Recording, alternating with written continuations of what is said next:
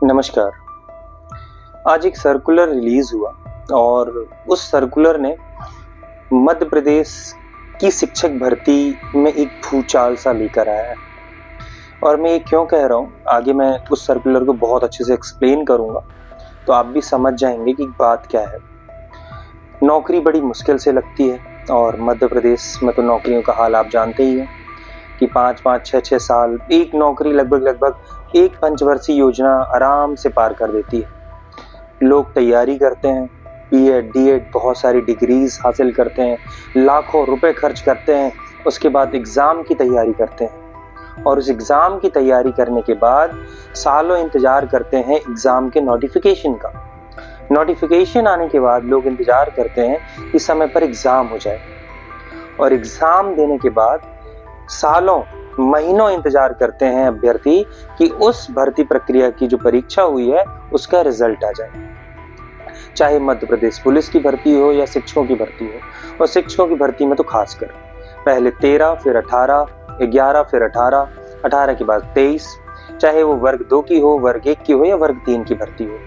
जब रिजल्ट आता है तो रिजल्ट के बाद चयनित अभ्यर्थी अपनी प्रक्रिया के लिए बहुत ज़्यादा प्रयास करते हैं कि समय पर उनका डॉक्यूमेंट्स वेरिफिकेशन हो जाए, चॉइस फिलिंग हो जाए, और जब ये सारी चीज़ें हो जाती हैं तो नियुक्ति के लिए भी बहुत लंबा प्रयास करते हैं।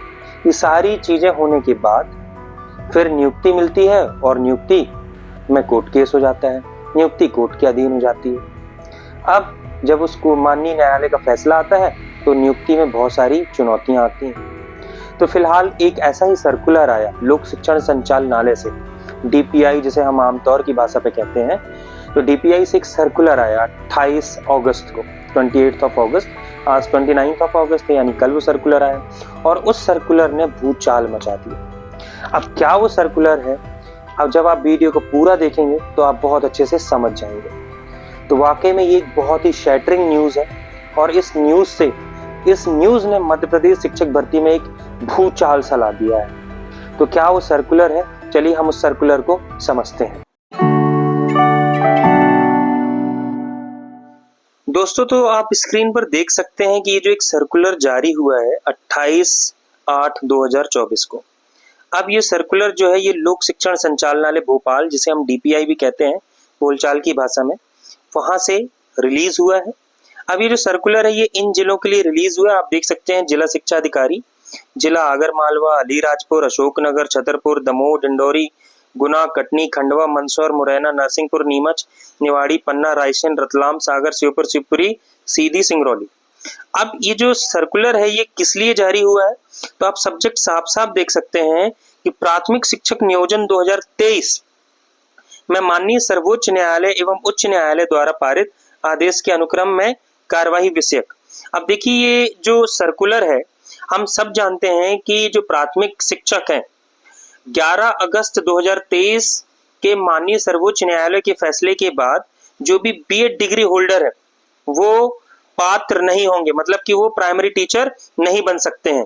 तो उसी से रिलेटेड है और ये एक बहुत बड़ा झटका लगा है वो सारे बीएड होल्डर्स को जो कि प्राथमिक शिक्षक के रूप में कार्य कर रहे हैं और जो कि 11 अगस्त को या उसके पश्चात जिनकी नियुक्ति हुई है। तो जब हम ये आदेश पढ़ेंगे तो और भी चीजें स्पष्ट हो जाएंगी। तो देखिए, उपरोक्त विषयांतर्गत प्राथमिक शिक्षक की व्यावसायिक योग्यता बीएड के संबंध में माननीय सर्वोच्च न्यायालय ने दिनांक 11 अगस्त 2023 को पारित आदेश में एनसीटीई की अधिसूचना 28 जून 2018 को निरस्त कर दिया था। ये वही गजट नोटिफिकेशन था एनसीटीई का जिसकी वजह से जो बीएड डिग्री होल्डर्स थे वो प्राइमरी टीचर्स के लिए एलिजिबल माने गए थे। अब जब वो गजट ही रद्द हो गया तो जो बीएड डिग्री होल्डर्स थे वो भी एलिजिबल नहीं है। तो इसी निर्णय के आधार पर जो बीएड योग्यताधारी अभ्यर्थी प्राथमिक शिक्षक के लिए पात्र नहीं होंगे। तो अब जो बीएड वाले जो लग गए हैं, जो प्राथमिक शिक्षक के नियोजन में सम्मिलित नहीं करने संबंधी याचिका भी मध्य प्रदेश हाई कोर्ट में लगाई गई थी, तो उसका निर्णय भी दिनांक 11 अगस्त के पूर्व नियुक्त बीएड योग्यताधारी प्राथमिक शिक्षक की अभ्यर्थी को ही मान्य किया जाए। तो यहाँ पर एक चीज अच्छी बात है कि जो फर्स्ट राउंड का एडवर्टाइजमेंट था जिसमें बीएड डिग्री होल्डर्स सिलेक्ट हुए थे और जो नौकरी कर रहे हैं उनकी नौकरी पूरी तरह से सेफ है।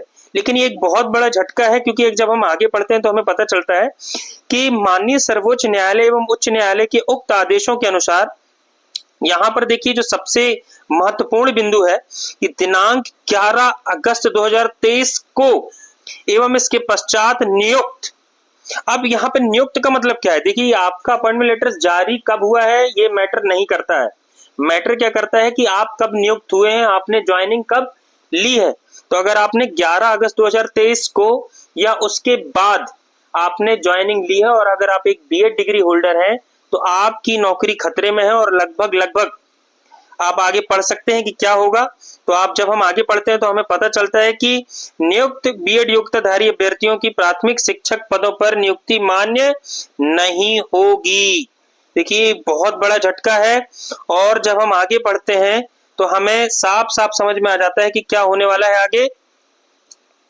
तो जब हम देखते हैं यहाँ पर आगे तो हमें पता चलता है कि अतः उक्त के क्रम में निर्देशित किया जाता है कि जो भी ये अपेंडिक्स हैं, जो भी टेस्ट डॉक्यूमेंट्स हैं, लिस्ट है, उनके अनुसार नियुक्त प्राथमिक शिक्षकों की व्यवसाय योग्यता का जिले में उपलब्ध रिकॉर्ड से परीक्षण कर बीएड योग्यताधारी प्राथमिक शिक्षकों की नियुक्ति तत्काल निरस्त करें। इसका मतलब है कि उनकी नौकरी जाना तय है।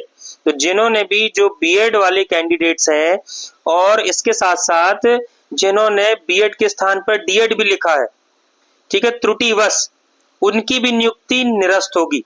ये बिल्कुल क्लियर है क्योंकि कोर्ट का फैसला आ चुका है। अभी रिसेंटली कल भी हमने एक खबर देखी, छत्तीसगढ़ में जो बीएड के कैंडिडेट्स थे, सिलेक्ट हुए थे सहायक शिक्षक भर्ती में, माननीय सर्वोच्च न्यायालय ने उनको भी हटाने का निर्देश दिया है। तो यहाँ पर जो बहुत सारे बीएड होल्डर्स हैं जो प्राथमिक शिक्षक में लगे थे 11 अगस्त को या उसके पश्चात, उनकी नियुक्ति लगभग क्या अब बिल्कुल ऑलमोस्ट कंफर्म ही है कि उन लोगों को रिमूव कर दिया जाएगा, जो कि एक बहुत ही शैटरिंग न्यूज है क्योंकि जॉब लगने के बाद बहुत डिफिकल्टीज आती हैं कि अगर एक बार आपकी जॉब लग जाए और अगर आपको जॉब से जाना पड़े या जॉब से हटना पड़े तो बहुत ही शैटरिंग न्यूज है।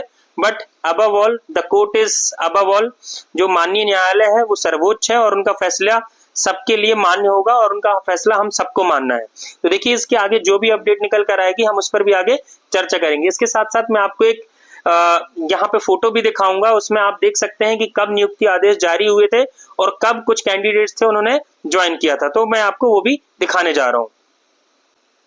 अब देखिए ये एक बहुत अच्छे यूट्यूबर है रमेश रोयल जी, उन्होंने अपनी कम्युनिटी पोस्ट पर ये डाला था कि मध्य प्रदेश सरकार ने बिना डाटा लिए एमपी हाईकोर्ट ने मध्य प्रदेश सरकार से बिना डाटा लिए एमपी हाईकोर्ट ने फैसला तो दे दिया, 11 अगस्त के बाद वालों को तो हटाते, ये तो कुछ सैंपल है, इग्नोर कर दिया कोई ना, जीवित बक्की मक्की कैसे निकल जाती है। खैर ठीक है, आगे देखिए 10 अगस्त को अपॉइंटमेंट ऑर्डर ही जारी हुए थे, ज्वाइनिंग बाद में हुई है, सब जानते हैं। तो एक सैंपल है हमारे पास, sample of joining data of advertisement date 26/11/2022।